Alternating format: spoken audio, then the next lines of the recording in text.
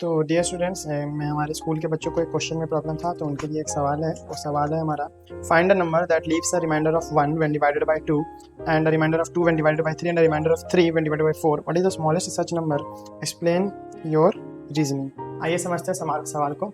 मान लेते हैं x हमारा वो नंबर है जिसे जब हम 2 से डिवाइड करते हैं तो हमारा रिमाइंडर 1 आता है, और उसे जब हम 3 से डिवाइड करते हैं तो हमारा रिमाइंडर 2 आता है, और जब उसी नंबर x को हम 4 से डिवाइड करते हैं तो हमारा रिमाइंडर 3 आता है। तो इतना तो आप समझ गए होंगे।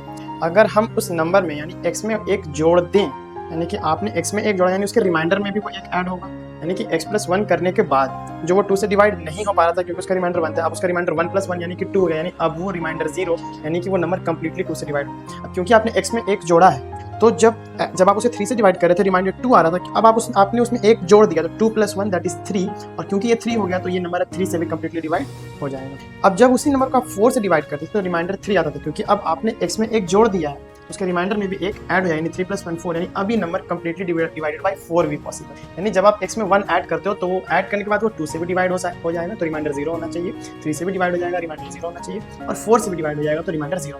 अब हम एक ऐसे नंबर की तलाश में हैं जो 2 से भी डिवाइड हो जाए, 3 से भी डिवाइड हो जाए और 4 से भी डिवाइड हो जाए। वो होगा इन तीनों का एलसीएम दैट इज 12 एंड 12 का मल्टीपल्स, मतलब सिर्फ 12 ही नहीं, 12 के मल्टीपल्स यानी 24, 36, 48, ये भी ऐसे नंबर्स हैं जो 2, 3, 4 इन तीनों से डिवाइड हो जाते हैं। लेकिन क्वेश्चन के अकॉर्डिंग हमें स्मॉलेस्ट नंबर ऐसा फाइंड करना है। वो नंबर ऐसा नहीं है लार्जेस्ट है या किसी सर्टेन नंबर से ग्रेटर देन है, हमें स्मॉलेस्ट नंबर फाइंड करना है जो रिमाइंडर 1 दे, 2 दे और 3 दे जब हम 2, 3, 4 से डिवाइड करें रिस्पेक्टिव।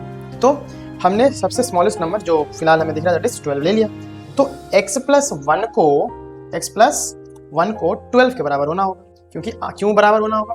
क्योंकि x + 1 जो नंबर है वो कंप्लीटली डिवाइड हो जाता है 2 से भी, 3 से भी और 4 से भी, इसलिए x + 1 को 12 के बराबर होना पड़ेगा। और जैसे ही आप इसे सॉल्व करोगे आपको x + 1 = 12, x = 11 वो नंबर आपको मिल जाएगा। यही लाइन सबसे इंपॉर्टेंट है कि मैंने x + 1 को 12 लिया कैसे।